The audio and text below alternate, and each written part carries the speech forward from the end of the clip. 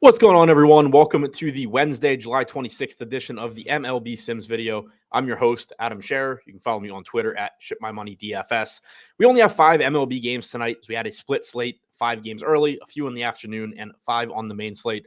But we're still going to walk through the Sims tool for DraftKings, take a look at what lineups are showing up early on in the day, how we can best approach this slate. It's a pretty interesting one. There are good pitchers, but everybody has some sort of red flag, whether it's matchup in the case of Spencer Strider and Framber Valdez, current ability to pitch in the case of Carlos Rodon, who is making his 4th start of the season and has struggled pretty much in all 3 of his first ones, particularly the most recent, and giving up a lot of power in the case of Lance Lynn. So you have quality pitching, but also plenty of red flags, a lot of different ways that you can approach this slate or make a case to approach it. So should be interesting to simulate some lineups and see what is showing up as the best.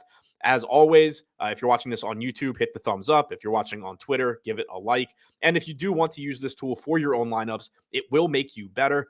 You will improve from whatever your current baseline is for DFS. Use the link below this video. It is posted on both YouTube and Twitter. Now let's dive into the lineups. Starting at the top, we have a 5-man, 2-man stack with 5 Cubs, 2 Mets. So we have the Cubs going up against Lance Lynn in Chicago. We have the Mets going up against Carlos Rodon in Yankee Stadium.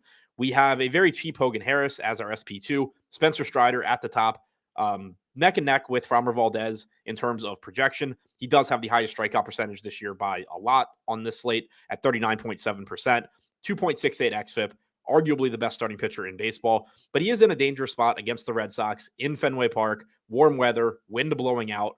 It's a scary spot for Strider, but he still gives you unmatched strikeout upside. And the other part of that doesn't get talked about enough is that strikeout ability, elite strikeout ability, is your path to as much of a floor as you're going to get in baseball. There's no such thing really as a floor in baseball. Pitchers go negative, even good ones. Hitters, the best, score 0. But there's a misconception a lot of times that taking a pitcher, even like an average pitcher against a bad offense, is safe. It's not, because if that offense scores a few runs, even if they get lucky and they score a few runs, it's very difficult for that average pitcher to make up the points that they lost by getting strikeouts. Somebody like Strider can give up 4 or 5 runs, but if he strikes out 10 guys in 6 innings, you're still getting that, 15 to 20 fantasy point performance that doesn't kill you. So even though he is really expensive, there are a lot of value bats on this slate. He still looks like a good pitching option. And then looking at the bats that we're getting to here, Christopher Morel from the right side, he is pretty expensive. Swanson from the right side, Suzuki from the right side. We're getting to Ian Happ, who's left-handed, and Mastroboni. Lance Lynn is good against right-handed bats. 30+% strikeout percentage, about a 160 expected ISO. Lefties do a lot of damage against him. We don't have a ton of good left-handed bats for Chicago. Ian Happ is one of the better ones. And then we're getting to Giancarlo Stanton in a pretty good spot in Yankee Stadium against Quintana. Francisco Alvarez and Pete Alonso against Carlos Rodon in Yankee Stadium. The Mets are interesting here, and you're seeing them show up in 5-man stacks a little bit further down the board because it is a nice park upgrade for them. They are a quality offense, and Carlos Rodon has struggled. I think that it's very likely Carlos Rodon is perfectly fine and that you will sooner than later see the very good Carlos Rodon that we're accustomed to. But he struggled against the Angels in Anaheim last start. He struggled against the Rockies in Colorado. He didn't give up a lot of runs in his first start, but he wasn't racking up strikeouts like you are used to. So there is still a lot of uncertainty here, and it does make the Mets interesting for the same reason you're seeing them show up as 5-man stacks here. Harris and Lance Lynn, Harris and Strider. Next, we get a Boston-Atlanta team. Boston, again, interesting because they're not going to get that much ownership going up against Spencer Strider. It's a very difficult matchup, but it's only a 5-game slate where you have a good offense in a good park facing a 30% owned pitcher. When they do well, you just have a clear path to the top of tournaments. So it does make them interesting. You can at least see how they would be a useful team.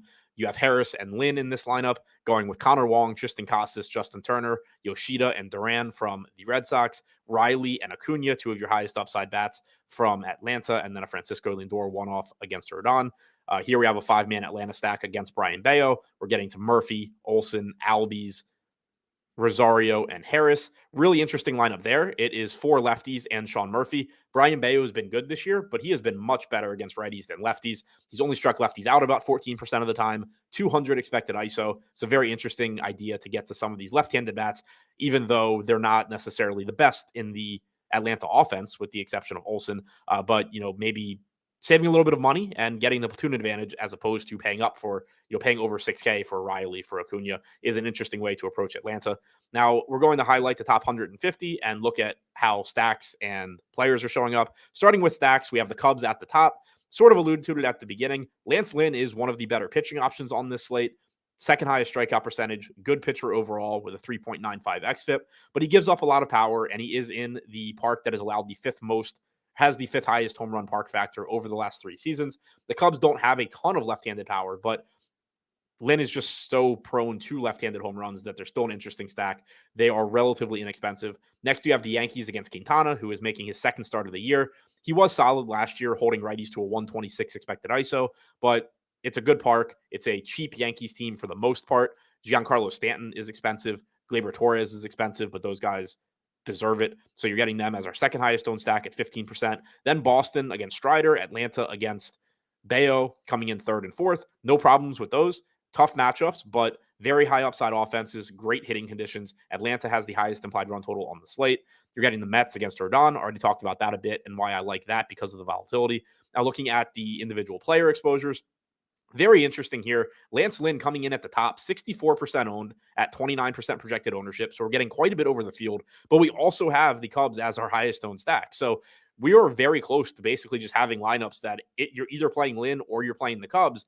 And I don't think it's required that you take an approach that drastic, but there's nothing wrong with it. And it makes a lot of sense when you think about it. Lynn is only $7,700. There's not much mid-range pitching on this slate. The other good pitchers that you're paying for or that you're looking to get to, Strider at nearly 13K, Valdez just shy of 11K, Carlos Rodon at 9K, where that's a cheap price if we're talking prime Carlos Rodon. But from what we've seen so far, he's overpriced. Again, I don't think he's actually overpriced. I do think he's fine. But my point is that's still $1,300 more than Lynn, who has the second highest strikeout percentage on the slate. And if Lynn does struggle at that cheap $7,700 price tag, it almost always means he's giving up home runs to a relatively cheap Cubs team. So across, a pool of lineups that you're playing, it makes a lot of sense to be very heavy on both sides there. Hogan Harris coming in second. It seems like in these videos, there's always one cheap pitcher that shows up. A lot of times by the time lock rolls around, we get hitter value as lineups have come out and the pitcher goes away a little bit. But I don't mind Harris here at 5,300 just because, again, we don't have that strong mid-range of pitchers. We have expensive pitchers that have red flags at the top. I don't mind just kind of punting with Harris, getting to a lot of Atlanta, which it looks like we are. The top 5 hitters in Atlanta's projected lineup are all $6,000 or more. So somebody like Harris in a good pitcher's park, just hoping that you get a good game from what projects to be essentially a league average pitcher. We're getting right around the field on Strider, a little bit over. Then we start getting into the bats at that 30% exposure mark. Acuna, Albies, Devers, 3 of the highest upside hitters on the slate. Clearly no issues getting to them. Peraza is a very good value option. Then we get to Rodon, a bit under the field there. No issues with that. While I do think he is underpriced, and I think he's fine because his fastball velocity has been good, and his 2 most recent starts were in very difficult parks to pitch in, there is still a lot of volatility for a guy getting 37% ownership. By getting to 24%, you're still getting exposure to Rodon. You're not in a ton of trouble if he pitches poorly, but you're also just not getting to quite as much of the field on a very volatile option. And then we're backing that up by getting to 23% Pete Alonso at 9% ownership, 20% Lindor at 9% ownership, 19% Alvarez at 9% ownership. So again, very interesting there that we're getting to both sides, but you're creating a situation where you are lower than the field on Rodon and 2 to 3x the field on these Mets. Framber Valdez getting a bit under the field on him as well. Another situation where I don't mind it because he's almost 11K. He's got a tough matchup with Texas. He's a very good pitcher, and it's very likely he does well.